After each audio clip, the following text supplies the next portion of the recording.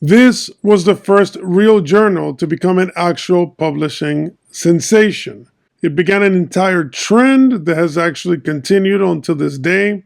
The historical relevance of the work is undeniable. Its charm is contagious, and its mundaneness makes it even more compelling. So if you wish to catch a glimpse of this important work, some details without a lot of spoilers, stay tuned.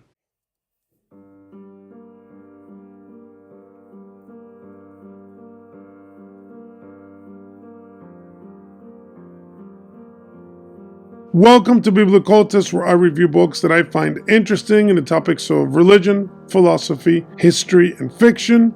Please remember to subscribe to the channel, click the bell for notifications, like the video, share the video, comment on the video. Doing these things really helps me out. It also helps the algorithm to spread my content throughout YouTube, and I really appreciate it. I'm also in other forums in Rumble. You can check me out there if you wish. And I'm going to put down here also my X account, and also on the side my Ko-Fi, which is a place where you can find my merch store, and you can also donate. It could be recurring or it can be a single tip. Anything you provide is really appreciated because it helps my project out. It's the best way to support my work. So in this episode, I'm going over Pepys' diary, and this one is selected and edited by Robert Latham, and is published by Folio Society, 1997. Like I always say, I love Folio Society's books. I have them from way back, all levels, and they're all spectacular quality. This one in particular is awesome. 3-volume set, as you will see here in the screen. And again, the quality of the paper is great. Now, this diary, you can find it in many different publishing formats, so it's whichever one you can find that fits your budget. But this one from Folio Society is quite nice. So when it comes to this particular diary, there's an important context that will give you some sense of why Samuel Pepys began writing it and what was happening around it. So we have the Puritan killjoy regime of Cromwell, and it had lasted 11 miserable years. And when this diary begins, it's still technically a republic, but it is collapsing as he is starting to write it, so that most important of all, his entries on the restoration of the monarchy, which obviously coincided one of the biggest parties ever witnessed in British history, all in celebration of the end of this Republican madness that they had to go through for all that time, more than a decade. So the diary is very good because it takes you through the interesting dynamics happening at the time. Pepys himself is invited to the retrieval of the king from the Spanish Netherlands, and all the dynamics of this are fascinating. He gives you a day-by-day walkthrough of the process, and a lot of his personal thoughts, his personal political ambitions, all of these in the context are quite important. Interspersed within all of this fascinating geopolitical situation is Pepys' personal concerns, his kidney stone operation that he would henceforth celebrate its anniversary, which to me was something I never heard of before, but I can understand something so painful, so disturbingly horrible, especially at the time, that you would celebrate it, but at the same time it's kind of weird if you think about it. He also begins a lifelong obsession with detailing his poverty, or his perceived poverty. Even when he starts doing well, he continues to kind of complain about money, and also his strange affairs with women, although he is very light on the details. But as you develop through the reading, you'll see more details come up and happenings, and as you'll see, it develops into a very dramatic situation. He also presents to us the coronation of Charles II as a big deal, and he held a small part of it, and as part of that history, he documents his rise in the Navy office, which was very important at the time.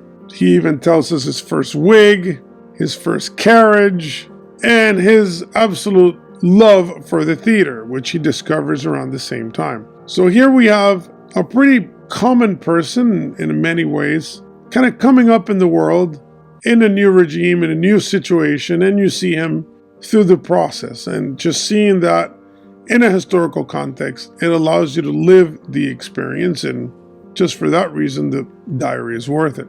One of the most amazing things about the diary is the amount of pettiness that occupied his mind. While the whole world around him did indeed have very large, important concerns, we are diving into a somewhat ordinary mind of a man who held some relative influence, but at the same time, he was not that important. And of course, as you can imagine, that would be natural for anyone reading anyone's diary. After all, if all of us had the opportunity to write every single day of our lives, there wouldn't be probably anything that interesting, or we would be preoccupied with silly things, and these things to us would matter. Now, of course, when he's documenting important events like the Great Plague in 1665, then themes of divine retribution, pleasure and pain, the nature of existence, you brush through them a little bit, although without giving you a spoiler, it's not as profound as you would wish. His detailed chronicle of the Great Fire of 1666, which was a very impactful moment in the history of his country, it gives you the sense of not only divine judgment, but we actually get to experience the moment, because he gives us a very detailed hour by hour, street by street sketch of the event as it unfolded. And to this day, that's our primary source in a lot of ways. And there's also a lot of funny things that kind of happen around that moment. His concerns about the fire are funny, but again, I don't want to spoil it. The political wranglings at the time were quite a spectacle. And although it is comforting to know that we're not the only people or freakish outliers when it comes to having our share of corrupt and petty politicians, the British did learn that republics tend to suffer the worst sorts of criminals and hustlers that you can ever imagine. And most of us that live in modern republics can attest to it as well. Now, of course, Pepys is eventually caught cheating on his wife, and this event is a peak of his personal drama that is best not to spoil. But his ailments also increase at the end and obviously eventually affect his journal permanently. But again, as a diary, which I am not the biggest fan of reading them, never been as interested in that as I am interested, for example, in letters. But I found it surprisingly entertaining, although in some parts of the volume, I would find it dry because of the mundane nature of it, lack of actual content. His lists, his concerns are somewhat absurd. So it is a diary that in some parts is going to be entertaining. In other parts, it will be very slow for you, but it is worth it in its totality. You're basically diving into a life. It makes you reflect on your own and what part do we play in our own historical reality. What would happen if we write things and then somehow 100 years later people are reading what we felt? How silly would we feel? It also makes you wonder, the events that we have lived, these amazing and strange and horrible historical situations that we've had to live recently, how are people going to see us in that context? Are we too comfortable with the murders that we have to contend with, the corruption that we have to live with, the abuses, etc., the collapse of Western civilization? How compliant were we? How petty were we in our concerns in the face of such catastrophes? What have we done? Can we do something? I think the answer to that is yes, we can, but to what level? And a lot of times writing a diary, writing every day, an examination of conscience, as my grandmother used to tell me to do, the importance of doing this and its impact on society as a whole. So as you can see, as a diary, you may find certain things not that important, but I think in the full scope of things, engaging with the life in its most honest and private way sometimes will grant you a lot of personal reflection that can allow you to grow. So I highly recommend the book.